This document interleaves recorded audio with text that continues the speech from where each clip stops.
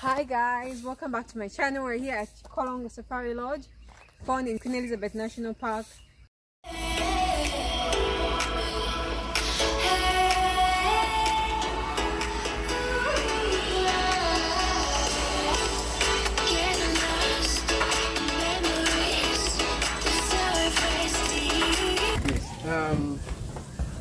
Once again, you're most welcome to Kikorongo Safari Lodge. I'll give you a short briefing about our lodge, and the briefing is going to cover 3 areas about the topography, our setup, and then the whole Kikorongo Safari Lodge. I'll begin with the topography and the geographical location of Kikorongo Safari Lodge. Where we are standing begins the hill that leads up to the peak of Mount Rwenzori, and right at your back we have the Queen Elizabeth National Park, and it's in the great western arm of the East African Rift Valley. So the Rift Valley stops right there where your car is parked, and then the escarpment starts from here. You can see this is the plain, and then the hills begin from here. So we are just at the beginning of the great mountain Rwenzori. And then Kikorongo Safari Lodge also is very much privileged that we have about 3 landforms right here, because I talked about the Rift Valley, and this is the escarpment, and then right across there we have a very important geographical landmark, which is the equator, which passes right by our Rift Valley side section, which has the campsite. So it's something that we are very proud to associate ourselves with.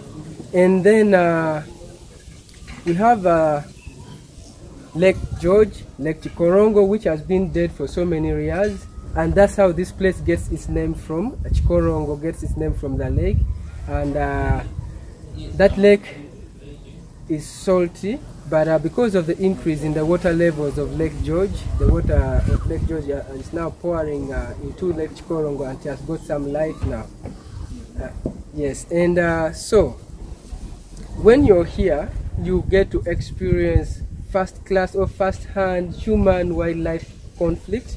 It's not a bad conflict per se, but it sounds that way, because when night clocks in, the animals, especially the elephants, try to cross to the community. As you can see, there are a lot of banana plantations and even active cropping going on. So the elephant cross over at night to come and feed on to the crops that are growing within the community. So what happens is that the people keep awake and stay by the roadside, blowing whistles and making noise so that they stop the animals from crossing over to their gardens. And that is something that we just hear about them, but when you're here you can actually get a chance. Even at the middle of the night with your bright torch you can see elephants moving around and the people. So that kind of conflict is something that very, very important for you to also have a feel of when you're here. So when you hear any noise in the middle of the night, don't think that you're being attacked. No, it's just that standoff between the animals and the people around here.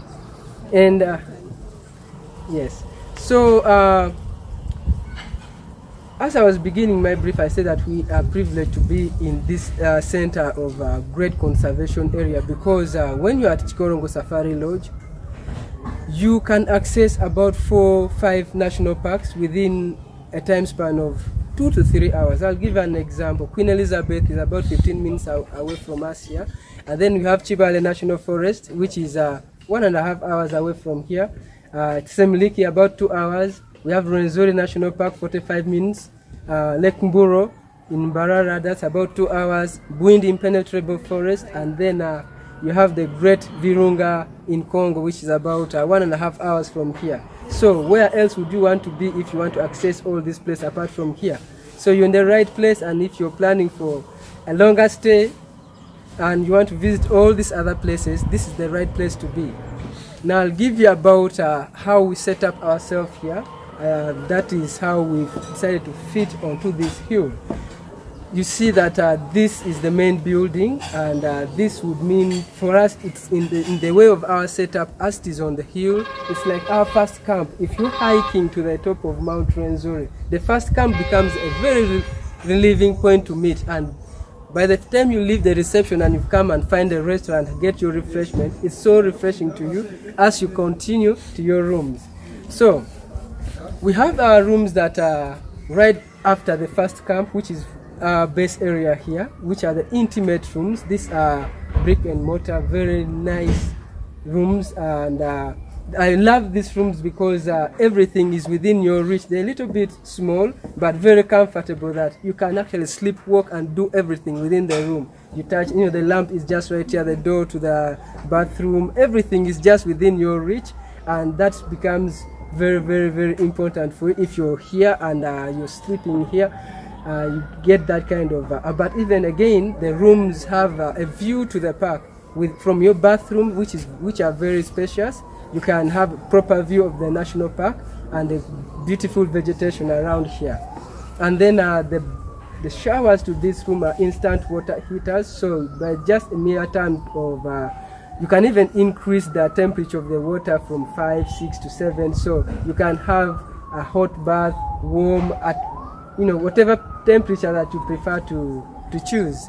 And then we have the luxury tents, which are at the top of the hill, and you see the beauty with here. The higher you go, the better the view becomes. Not like the cooler it becomes. No, we are in the Rift Valley. It's a little bit warm, but again, we have still provided for that there's enough aeration into your room. So once you get into the tents, very luxurious tents, you can enjoy the landscape, the park. And we always advise that when you're in your room, please try to leave the flaps open, because in the morning you are given a treat of the most beautiful sunrise that you can get here. We have the 2 lakes, and all of them reflect the sun as it is rising. We call it the golden hour of when you are in the savannas, because that's the time when a lot is happening. So when you get, I would advise that tomorrow when you wake up, please try to catch the sunrise. It will be something that you live to remember. And then the showers also are very, very, very spacious this way. You can, still leave the showers, the flaps to the bathrooms open, so that you can enjoy the view. You might be tempted to think that when you're in your shower, someone is seeing you. It's actually the other way around. You're seeing someone, but no one is seeing you because of the elevation, and you're just like seeing someone down, and no one can see you from up. And then the wall is a little bit raised, so it's just to your chest. So if anyone to see, they'll see a silhouette of your head only. Yes, so that's about it. But the whole setup depicts the whole livelihood of the Bakonjo people. These are people that live on the hills of the Rwenzori, on the slopes. Go to Charumba, people are living up the hill. But these guys are the people that move up from up to down to fetch water, then go back up. So by the fact that you have to move from your room back down here to the restaurant to have your meals, you're basically emulating the way of life of the Bakonjo people. And that will give you an experience to see how actually, to fit into their shoes, and you see if they live an easy life or not. But again, we have simplified, that for you. We have the walking sticks that will aid you to your rooms as you're going up. So once again, we are very, very happy to have you here. And I'll tell you about our times for meals. We start serving dinner from 6 o'clock till 9:30. Breakfast begins as early as 6 in the morning till 9:30, and lunch is from 2 o'clock till 3:30. In case you have any special dietary requirement that you'd like us to take care of, please let us know. You could be having some allergies, or you prefer to have certain meal. We are here for you. So, yep, we welcome you to Kikorongo Safari Lodge, a bush lodge here in the Queen Elizabeth National Park. Mainly, our concept is to sell the bush experience wrapped in a 5-star luxury. That's what we offer here. We have 3 different levels on which you can come in here, or for accommodation especially. We have the luxury, those are tented accommodations. Then we have the edge, which we refer to as intimate. Then we have luxury camp platforms. These have been constructed to reinvent the camping experience. Most of us, all of us know that when you talk of camping, you talk of your tent, which you have to throw down and maybe sleep down. But we have crafted these camping platforms to such a level of luxury where you get the camping experience, but at the same time, a sort of experience that 5-star kind of luxury at the same time. So because of that model, we feel that everybody can be catered for. Everybody can be catered for. So I call upon especially the Ugandan and East African tourists.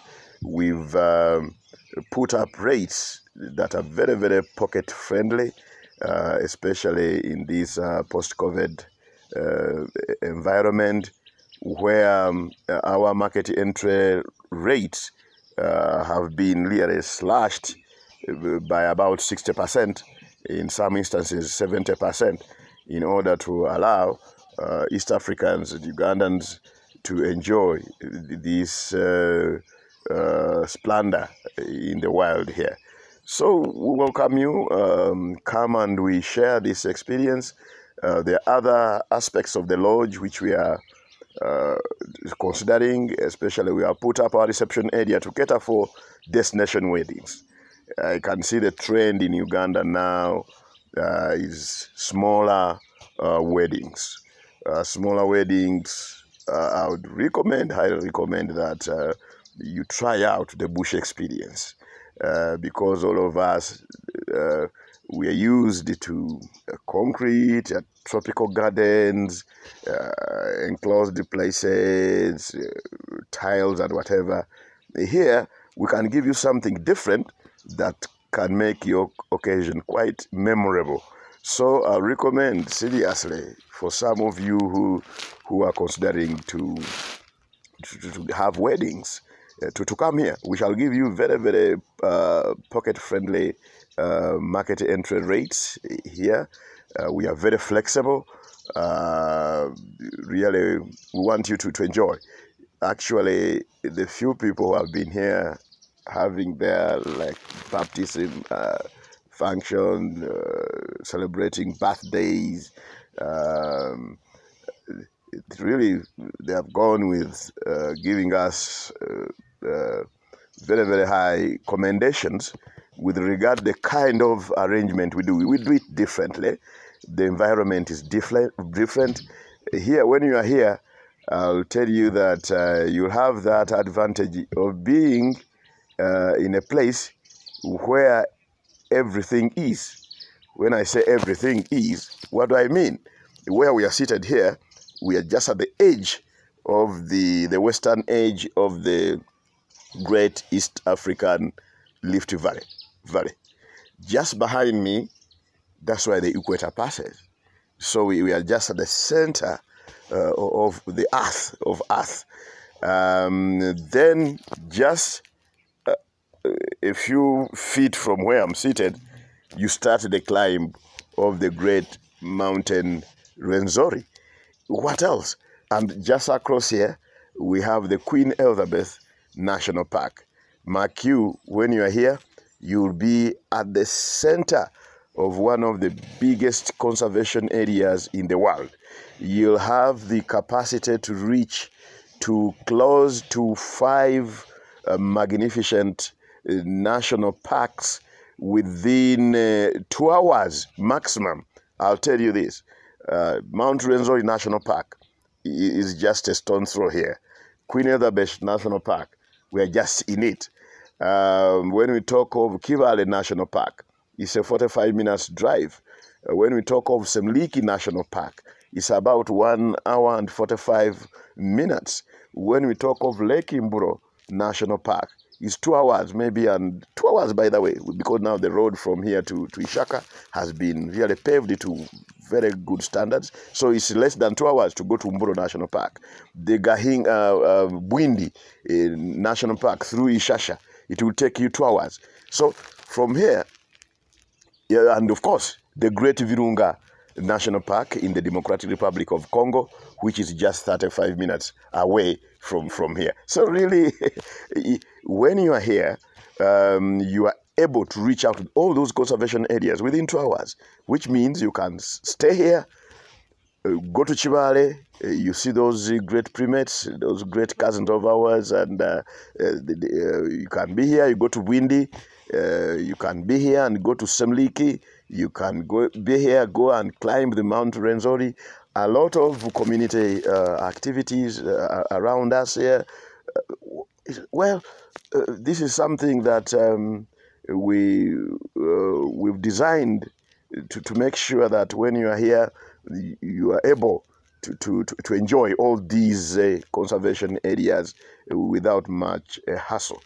So please, let's check us out and see what we are talking about. Thank you.